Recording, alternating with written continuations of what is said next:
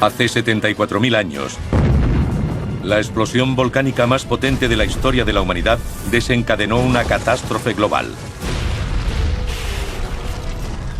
Arrasó 20.000 kilómetros cuadrados de espesa selva. Ocultó la luz del sol durante 10 meses.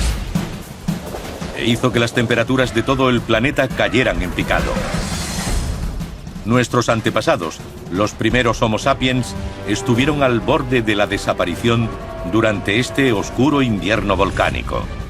Esta es la desconocida historia de cuando la raza humana estuvo a punto de extinguirse. Fuego y hielo en Armagedón Animal.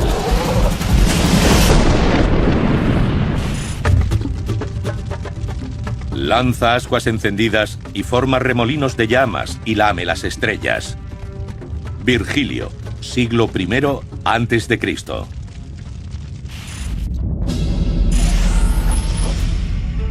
El planeta Tierra hace 74.000 años. Estamos en el Pleistoceno. Aunque pudiera no parecerlo, es la era glacial. Edad del hielo es un nombre inapropiado. En realidad, el hielo iba y venía. Avanzaba durante 15.000 años y luego se retiraba. El clima de la Tierra variaba entre la glaciación global y los periodos interglaciares. Este es uno de esos periodos interglaciares. Densas selvas se extienden por América del Norte y Asia. Incluso el desierto del Sáhara es verde y frondoso. En este mundo inquieto ya prospera la más notable de las especies, el hombre. El primer Homo sapiens, u hombre que sabe, apareció en África hace unos 200.000 años. Pese a las diferencias obvias de su cultura y estructura social, eran muy similares a los humanos actuales. Remontémonos a hace 74.000 años. Nos encontramos a nuestros antepasados más antiguos. No compartimos un mismo lenguaje, claro, pero sí otras características. Con respecto a la cara y el cuerpo, no podría encontrarse ninguna diferencia entre nosotros. Su primitiva habilidad para hacer herramientas y su inteligencia innata le han permitido triunfar donde otros han fracasado. Desde sus modestos inicios en África hace más de 130.000 años, nuestros parientes de la Edad de Piedra se han extendido por el globo. Aunque no tienen forma de saber que, dentro de 7 días, la humanidad será una especie amenazada.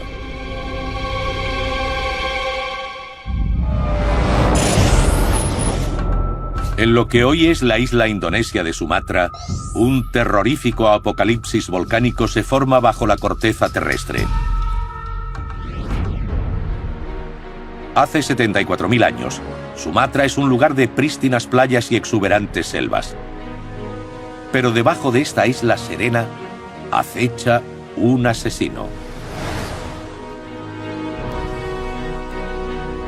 El supervolcán Toba.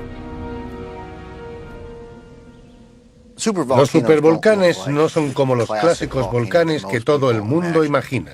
Un precioso volcán cónico como el monte Fuji o los de la cordillera de las Cascadas. Por el contrario, es una enorme depresión. La forma de este supervolcán de casi 100 kilómetros de ancho es lo que se conoce como caldera, un cráter formado por una erupción anterior hace 200.000 años. Las lluvias lo han inundado parcialmente, formando un pequeño lago. La cámara de magma se ha ido formando debajo a medida que la placa indo-australiana ha ido ganando terreno a la placa de las Filipinas en el curso de milenios. El intenso calor y la presión bastan para fundir la roca. Es el clásico ejemplo de una fuerza irresistible empujando contra un objeto inamovible. Este objeto son rocas silíceas muy viscosas por el calor que viene de debajo y aguanta, aguanta y aguanta. Aguanta hasta que se rompe y no es como si cede una parte de un dique. Es que toda la presa salta hacia afuera hecha añicos. Ha debido tardar miles de años en formarse, pero entrará en erupción en un instante y entonces todo el mundo sentirá su ira.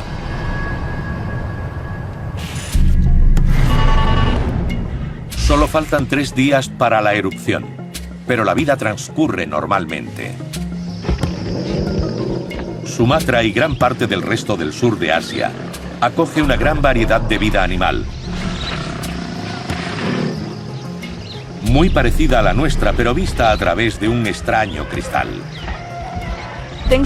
Los seres vivos eran mucho más grandes por entonces. Los gatos y los perros eran más grandes y había simios más grandes.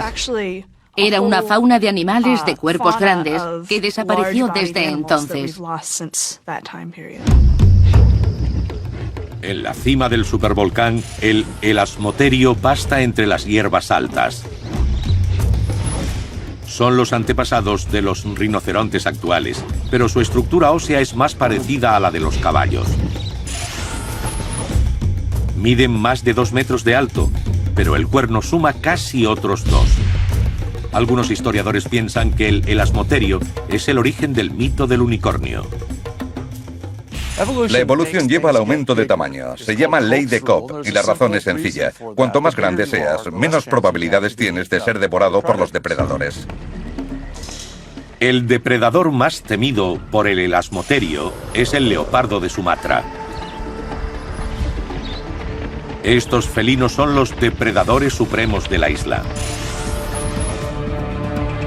Gráciles y potentes, tienen el tamaño de un león actual, con la velocidad y la agilidad de un guepardo. Los grandes felinos eran grandes porque sus presas también lo eran, y viceversa. Es una carrera armamentística. A medida que crece la presa, hacen falta dientes más grandes, mandíbulas más grandes y saltos mayores. Hay que tener el equipo necesario para abatirla. Estas son las criaturas que sufrirán de primera mano el terrible poder del supervolcán Toba.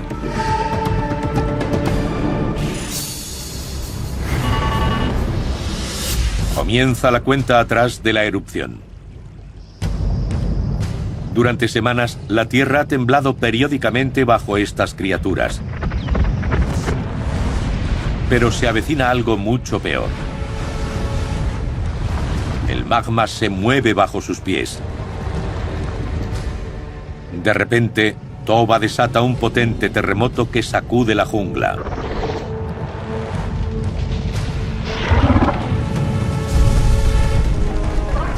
Los árboles caen.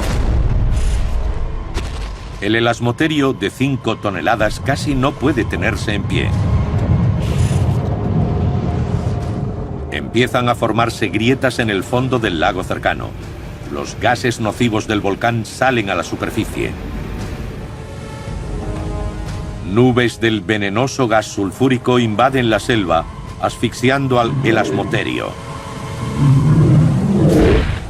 Son las primeras víctimas del Toba, pero no serán las últimas. La creciente burbuja de magma ha estirado la corteza hasta el punto de ruptura. Quedan unos segundos para una de las peores erupciones volcánicas de la historia de la Tierra. Para nuestros ancestros, pudo haber sido el fin del mundo.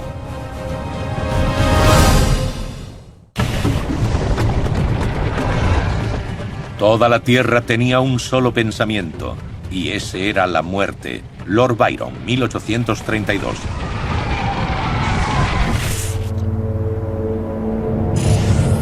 Hace 74.000 años, la raza humana estuvo al borde de la extinción por la erupción del supervolcán Toba.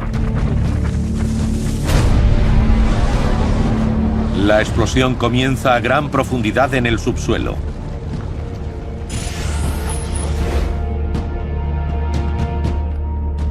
El terreno sobre el supervolcán empieza a implosionar. El techo literalmente se hunde bajo el aplastante peso de la corteza terrestre, comprimiendo la enorme cámara de piedra fundida que tiene debajo como un pistón gigante. El magma sale hacia la superficie, evaporando gran cantidad de agua subterránea. Por toda la selva estallan enormes géiseres casi al unísono. Entonces el silbido del vapor da paso finalmente al atronador crujido de la roca al abrirse.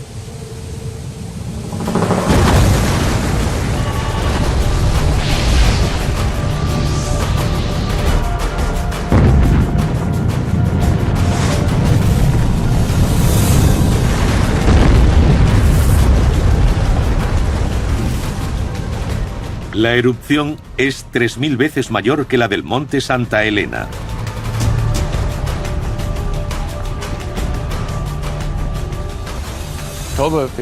La del Toba es la mayor erupción volcánica que ha podido identificar la ciencia. Puede que fuera la mayor erupción en millones de años, o de todos los tiempos. Lo que sabemos es que deja en pañales cualquier otra cosa que haya pasado en los últimos 100.000 años. Miles de animales son consumidos por el fuego. Una llamarada, calor y después la nada.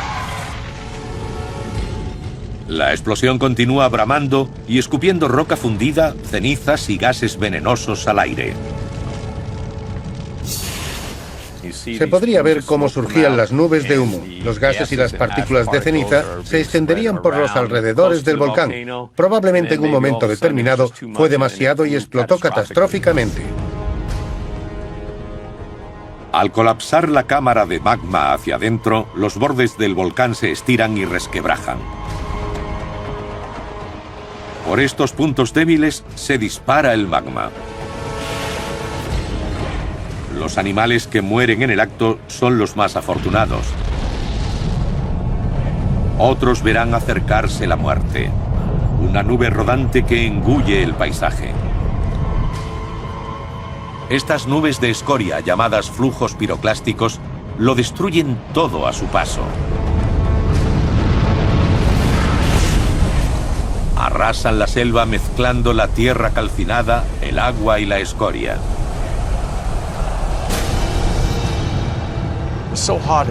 Está tan caliente que se convierte en una especie de líquido y fluye arrastrando y quemando todo lo que encuentre. Es una corriente de ceniza ardiente que avanza como en Pompeya en tiempos de la antigua Roma, quemando todo lo que encuentre.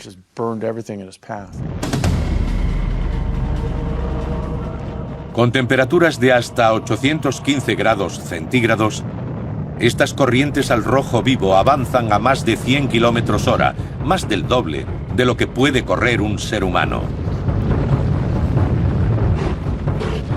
Son más rápidas que el elasmoterio o incluso que el leopardo de Sumatra.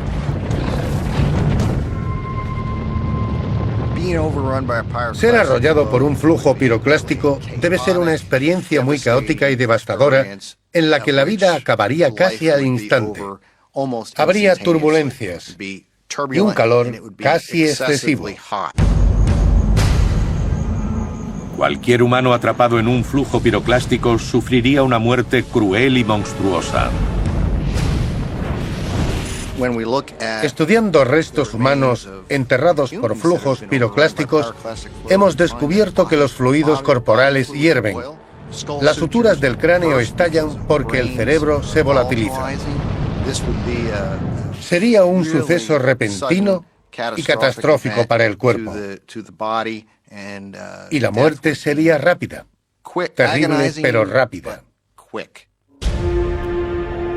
Los flujos piroclásticos engullen gran parte de la isla, cubriendo cientos de kilómetros desde el epicentro en todas direcciones. Pasarán horas antes de que se detengan en el océano y se enfríen.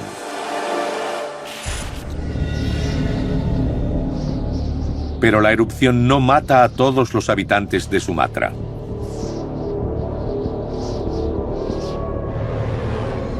En el extremo meridional de la isla hay testigos vivos del impresionante poder del Toba. Una pequeña partida de cazadores humanos solo puede mirar con horror.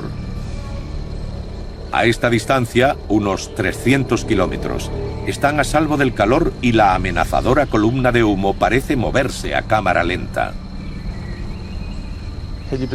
Si hubiéramos podido ver la erupción del Toba, no habría espectáculo que lo igualara.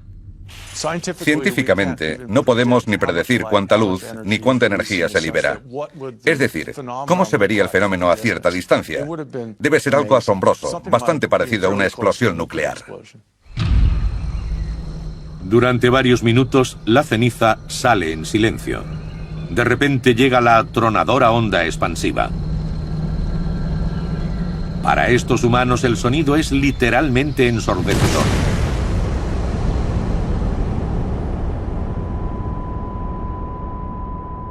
Suponiendo que hubieran sobrevivido, probablemente les habría roto los tímpanos.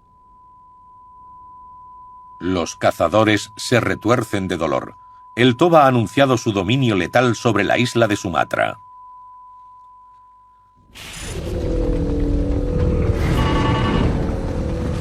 Las atronadoras explosiones se suceden durante 2 horas antes de ceder. Pero la lava sigue saliendo a borbotones del insondable vientre del Toba.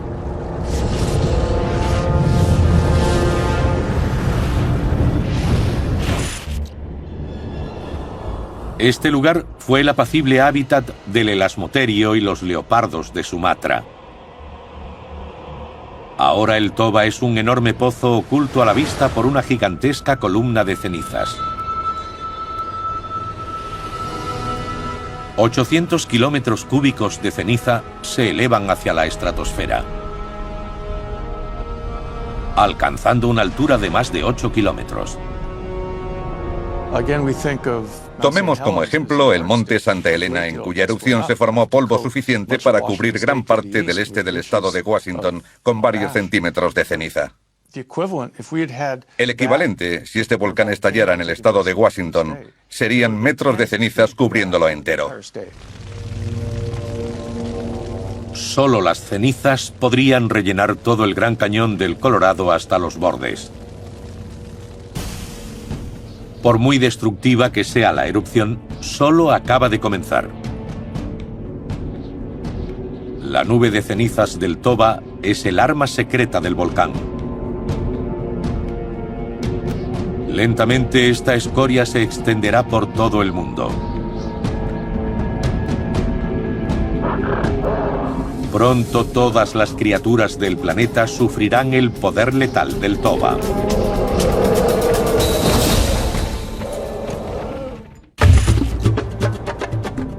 Los cielos estaban cenicientos y lúgubres.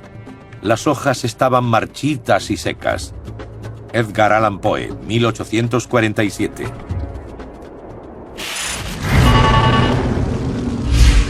Han pasado 24 horas desde que el supervolcán Toba entró en erupción. Sumatra ha quedado abrasada y marcada por el desastre. Los pocos humanos vivos de la isla buscan refugio en cuevas, aturdidos y ensordecidos por la explosión del volcán y por lo sucedido a su mundo. Pero ya se ha puesto en marcha otra ola destructiva. Grandes cantidades de ceniza se vierten a la atmósfera. Los animales que hubiera en la India y el sureste asiático habrían tenido dificultades al respirar a causa de la ceniza y las partículas del aire.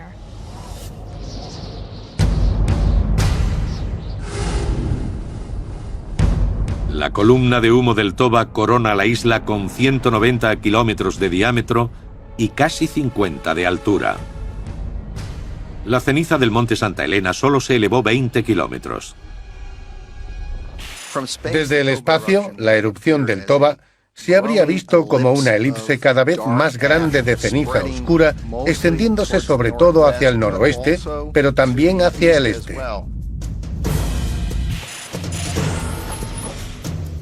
Se podría ver desde Java a 650 kilómetros. Desde Birmania a 1.300 kilómetros. Desde Malasia a más de 1.600 kilómetros. Los científicos creen que el Toba entró en erupción en verano, en plena estación del monzón. Las tormentas que se forman sobre el Océano Índico recogen enormes cantidades de ceniza y la llevan hacia el noreste, al interior de Asia. Si lanzas polvo al aire en la latitud de Sumatra, sería transportado. Sube, como la gran nube de humo posterior a la explosión. Sube la estratosfera, pero el volumen de polvo es algo casi inconcebible.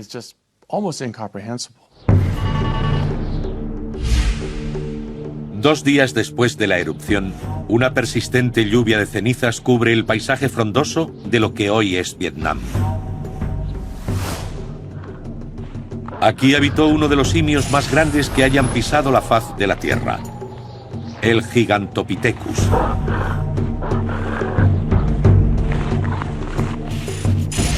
Con casi 3 metros de altura y un increíble peso de 540 kilos, este simio gigante sería mucho más alto que el gorila actual y pesaría casi el triple. El Gigantopithecus se conoce gracias a mandíbulas y dientes fósiles que se parecen enormemente a las de los orangutanes actuales. Tomando como modelo el orangután actual, podemos imaginarnos que el Gigantopithecus era una criatura solitaria que no vivía en grupos sociales demasiado complejos, lo que contrasta con los ejemplos del chimpancé y el gorila. Hace solo unos días todo iba bien. El Gigantopithecus recorría las llanuras de pastos en las tierras bajas de Vietnam buscando comida. No se podría estrangular a animales para comérselos. Con toda probabilidad, era un gigante muy afable. No muy listo, pero no había que serlo para sentarse en un sitio y arrancar la fruta de los árboles, como los gorilas. Pero el delicado mundo del Gigantopithecus ha sido destruido. El bambú y las frutas de su dieta han desaparecido. Se muere de hambre. Y lo que es peor, su único depredador aquí también se muere de hambre. El puma. Creo que no cabe ninguna duda de que el Gigantopithecus, al menos a veces, era presa de felinos muy grandes. Como otros grandes simios, los machos tenían unos caninos de gran tamaño, que sin duda serían armas muy útiles para evitar e incluso disuadir a los depredadores.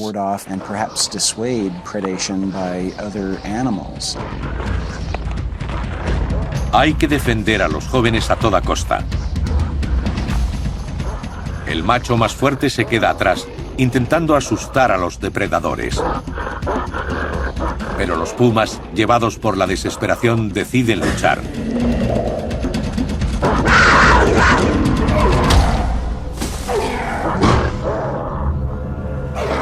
Por suerte, el Gigantopithecus todavía tiene fuerzas para defenderse él mismo y a su familia. Pero ningún animal, por grande que sea, puede defenderse del Toba.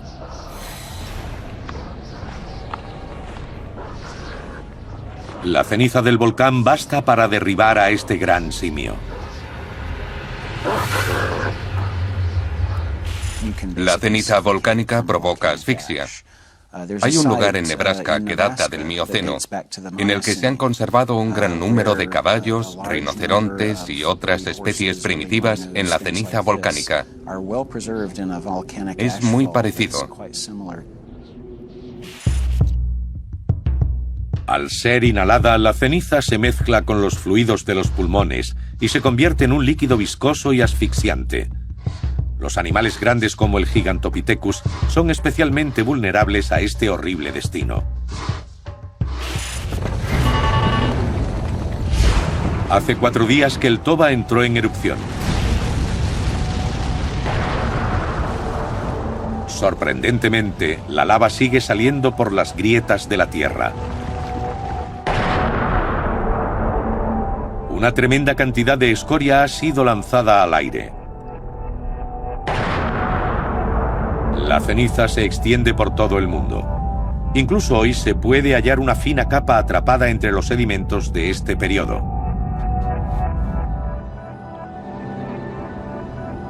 Los científicos han extraído núcleos de hielo ártico que contienen ceniza del Toba, un testamento del poder destructivo de este volcán. Se pueden ver los niveles estratográficos donde se encuentra una capa de ceniza que en ocasiones es bastante gruesa. En algunos sitios tiene 1,5 metros de espesor.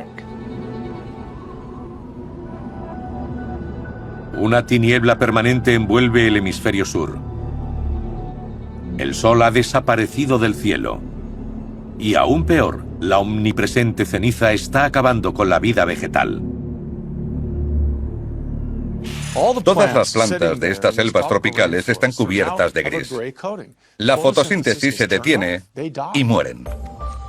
La siempre ingeniosa especie humana encuentra la forma de alimentarse. Una ventaja es fundamental: la capacidad de digerir tanto carne como vegetales. Cuando hay pocos víveres, las dispersas comunidades de Homo sapiens pueden subsistir a costa de los demás. En esta coyuntura concreta, el Homo sapiens tendría dos opciones: o cambiar la dieta o mudarse.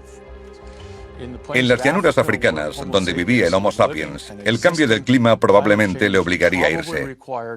Vámonos de aquí porque nos morimos de hambre.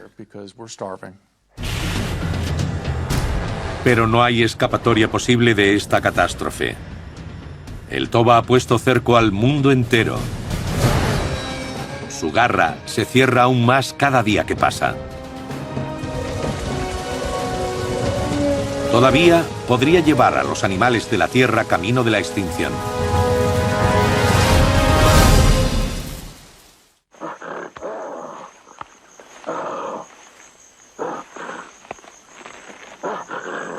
El Gigantopithecus fue el simio más grande que ha pisado la Tierra. Podía pesar más de 500 kilos. Pero los científicos piensan que esta enorme criatura sobrevivía solo a base de plantas y frutos. Pero ¿cómo sabemos que el Gigantopithecus era herbívoro? La respuesta podría sorprenderles.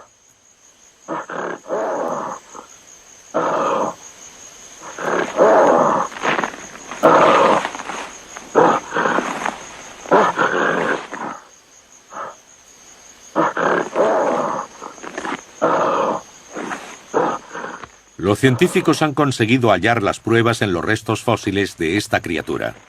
Uno de los puntos más claros del Gigantopithecus es que hemos logrado aislar restos vegetales, fitolitos, adheridos a sus dientes. Así tenemos pruebas directas de lo que comía este organismo. Y parece que era una criatura bastante ecléctica. Comía frutos y pastos de distintas clases. A medida que mejoren los métodos de análisis, podremos desvelar más secretos del pasado.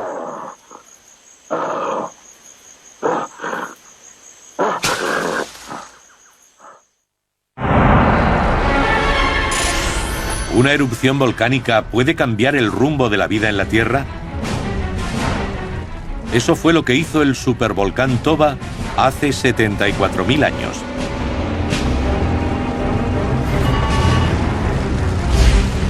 Increíblemente, la erupción no ha cesado durante 7 días. Desde la devastada isla de Sumatra, el alcance letal del Toba se extiende a miles de kilómetros hacia el noroeste. Una sola erupción volcánica lo bastante grande puede tener un efecto tremendo sobre la vida en todo el mundo. Este material puede llegar a la estratosfera, que está por encima de la capa de nubes. Y sin nubes, sin precipitaciones, puede permanecer allí durante años. A más de 3.000 kilómetros de distancia, en la India, la continua acumulación de ceniza ha cobrado un alto precio a los estegodones. Aunque se parecen a los elefantes, son mucho mayores. Alcanzan los 4 metros hasta el lomo y miden 8 metros de largo, 1,5 veces el tamaño de los mayores elefantes africanos actuales. Su tamaño solo puede compararse con su apetito. En tiempos mejores, vagaban por vastas extensiones en incesante busca de comida. Ahora todo lo que suelen comer está teñido por las cenizas del toba. Estaban ingiriendo enormes cantidades de esta cosa tan perniciosa, lo que afectaba su flora intestinal y los ponía muy enfermos. Probablemente, muchos morirían al ingerirla porque no encontraban vegetales que no la tuvieran. Pero unos pocos días sin comer bastan para acabar con estos animales gigantes. Y mientras luchan, carnívoros oportunistas están deseando aprovecharse.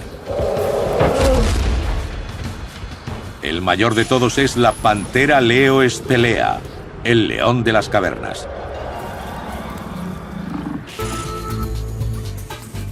Los leones de las cavernas reciben ese nombre porque la mayoría de sus restos se han hallado en cuevas. Una razón podrían ser las ratas de campo de la época. Las ratas de campo recogían cualquier cosa que brillara, incluyendo huesos, y se llevaban a rastras a la cueva todo lo que podían.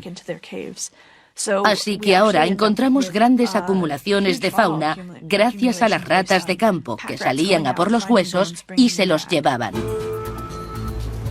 Si estos leones vivían realmente en cavernas o no, sigue siendo tema de discusión. Lo que se sabe con certeza es que eran el mayor depredador desde Europa hasta Egipto.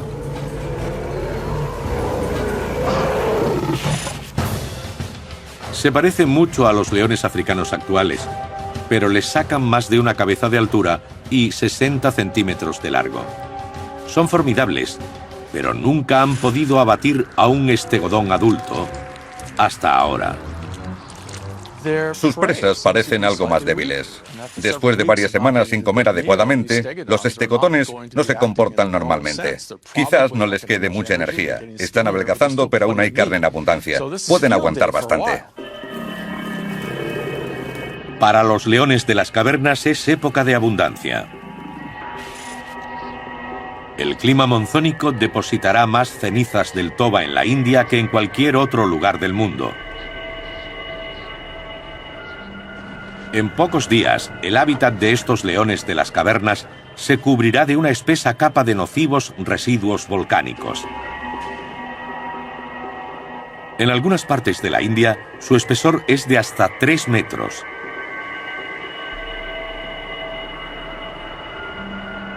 Pero los buenos tiempos no durarán mucho.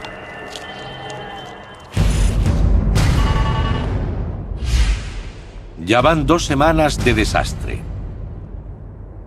La temporada de tormentas se añade a la desgracia del sureste asiático.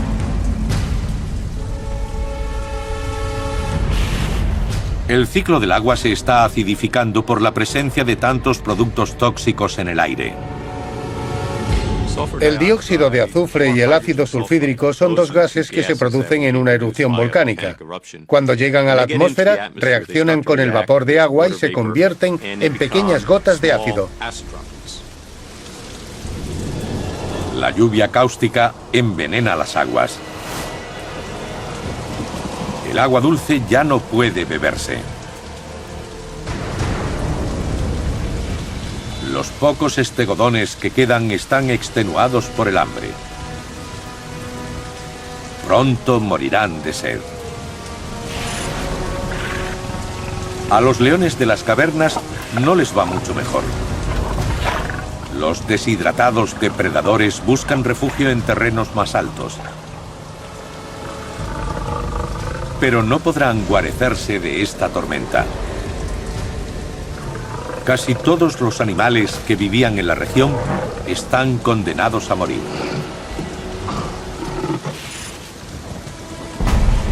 Es prácticamente seguro que desaparecieron las comunidades humanas aisladas del sureste asiático. Creo firmemente que debía haber poblaciones humanas locales que desaparecieron. Se ha extinguido una estructura genética de nuestra especie que podría habernos enriquecido o cambiado o hacernos distintos. Después de semanas de lava y cenizas, la caldera del Toba por fin se calma. Pero si esto fuera un consuelo para los animales de la Tierra, pronto se desvanecería. El toba ha puesto en marcha una catastrófica reacción en cadena. Lo que comenzó en fuego, terminará en hielo.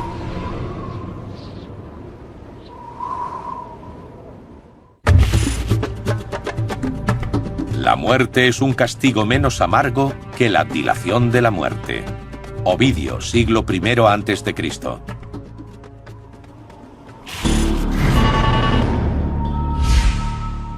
El supervolcán Toba está en calma. Pero los contaminantes que ha liberado en la erupción marcan el comienzo de una inquietante nueva fase del desastre. El cambio climático global. Durante el 1.800.000 años anterior, el planeta ha oscilado entre edades glaciales y periodos de relativo calor, llamados periodos interglaciares.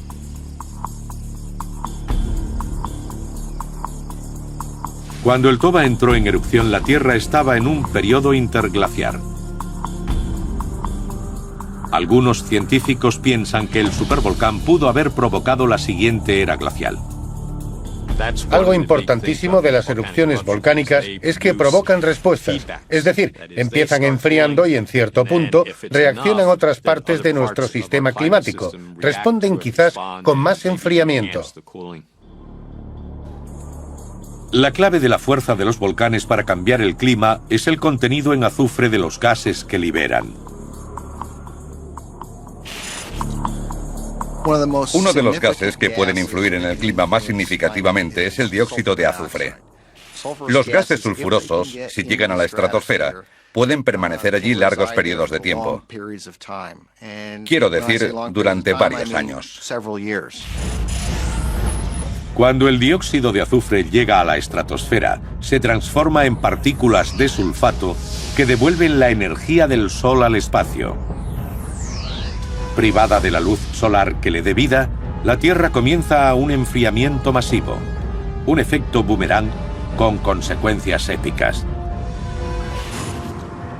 Cuando el monte Tambora entró en erupción en 1815, provocó el año sin verano, con pérdida de cosechas y hambruna. Los científicos tienen la teoría de que el Toba, una erupción 50 veces mayor que la del Tambora, pudo haber tenido un efecto similar en todo el mundo. La erupción causó un invierno global durante varios años, que pudo hacer descender el número de plantas y de presas animales para los humanos, y básicamente originaría hambrunas. Pasan 5 años. El Sol no puede atravesar la capa de humo y nubes para calentar la Tierra. Las temperaturas caen de 5 a 15 grados. Aunque a nosotros no nos parezca tan dramático, la caída de las temperaturas diezma a nuestros antepasados. Nunca habían tenido que enfrentarse a temperaturas de 45 grados bajo cero. Hace 74.000 años no había muchos humanos en este planeta, y ese era el gran problema. Hace 74.000 años, un volcán causa esta enorme desgracia cuando la población humana es tan pequeña que la humanidad podía haberse extinguido con facilidad. La población humana disminuye. Mueren cientos de miles de individuos. Es el capítulo más oscuro de la historia de la raza humana. Basándose en el estudio de nuestro ADN, los científicos tienen la teoría de que la población humana podía haberse reducido a tan solo 20.000 individuos. Se puede estudiar la diversidad de las secuencias de ADN que están presentes en los humanos modernos para calcular la variación habida desde entonces. Y se observa que los humanos tienen una variación relativamente baja con respecto a muchas especies. El motivo es que hace muy poco tiempo que se produjo esta drástica reducción. La variabilidad del genoma humano se contrajo de repente. Por eso lo llamamos cuello de botella. Una botella es algo amplio y abierto con un cuello pequeño. Lo que se sirva tiene que pasar por ahí.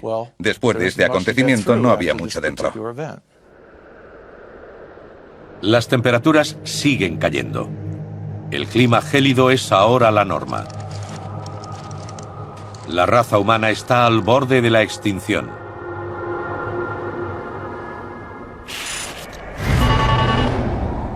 Diez años después de la erupción del Toba, las cenizas y los contaminantes por fin han desaparecido de la atmósfera. La Tierra intenta recuperarse del desastre, pero el camino es arduo. La nieve y el hielo generados por el invierno volcánico empiezan a acumularse en los polos.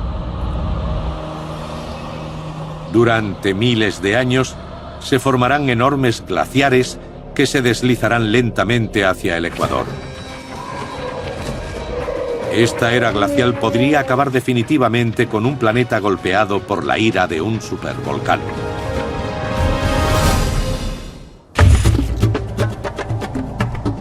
Viendo que la muerte, un fin necesario, vendrá cuando tenga que venir. William Shakespeare, 1600.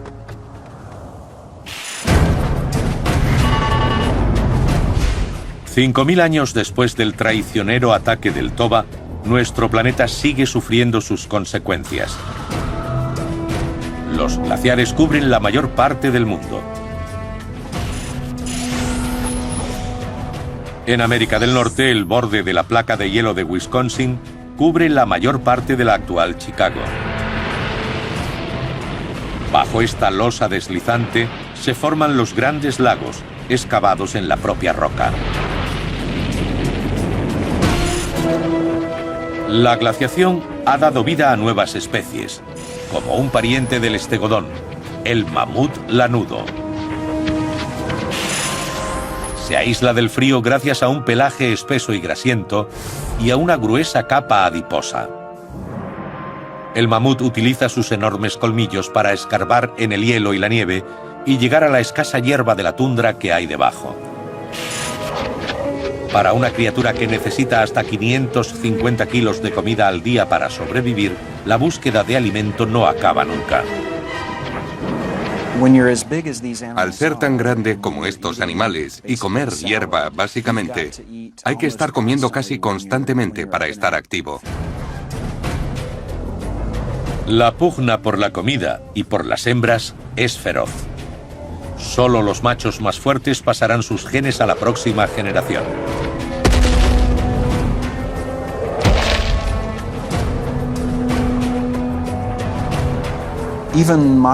Incluso los elefantes africanos modernos se enfrentan a veces muy seriamente. Tenemos que suponer que los mamuts eran al menos tan agresivos como los elefantes africanos actuales.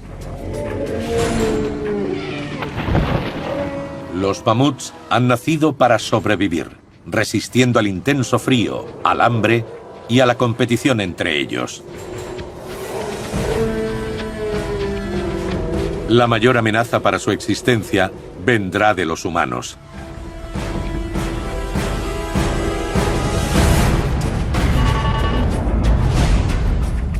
Hace 10.000 años. Han pasado más de 60.000 años desde la erupción del Toba.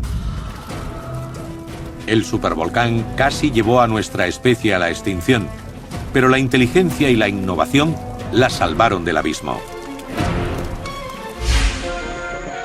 Al final de la era glacial, el mundo se deshiela y el hombre se convierte en el mayor depredador. Durante miles de años, los mamuts han sido su fuente principal de alimento. Algunos científicos tienen la teoría de que la caza por parte de los humanos llevó a la extinción de los mamuts. Solo hay que eliminar al 2% de las crías de una población de elefantes al año, más de lo natural, para provocar la extinción en unos 500 años. Solo haría falta que algunos humanos eliminaran a más mamuts de lo que sería natural para provocar su extinción. En la épica lucha por la supervivencia, la naturaleza innovadora del hombre y su tecnología en constante avance le dan la ventaja. Un arma nueva, el Atlalt, un simple palo con una cavidad en un extremo. Insertando una lanza en la cavidad, el lanzador puede usar el efecto palanca para aumentar su alcance. El Atlalt confiere a los cazadores humanos la capacidad de atacar desde más distancia. Podían lanzar sus primitivas lanzas a más de 60 metros. Esta modificación incrementó su alcance a más del doble. Cuanto más dura fue la vida para los antiguos humanos, más innovaron. Su inteligencia y sus herramientas aseguraron la supervivencia de nuestra especie. Una de las preguntas más fascinantes es si este acontecimiento concreto hizo que mejoráramos. Mejorar en el sentido de hacernos lo que somos ahora. La evolución parece centrarse en la vida, pero en realidad se centra en la muerte. La muerte hace que actúe la evolución. Se trata del conjunto de genes que hemos recibido de los supervivientes del grupo anterior, adaptado a esa época anterior. Después del toba, muchas otras especies de grandes mamíferos, como el Gigantopithecus, la pantera leo o el elasmoterio, desaparecieron para siempre. Pero en la gran escala de la extinción masiva, el toba no es más que un instante. Las lluvias tropicales convirtieron la enorme caldera del volcán en el lago que aún existe hoy, sin dejar casi ningún rastro de la terrible catástrofe que cambió el mundo.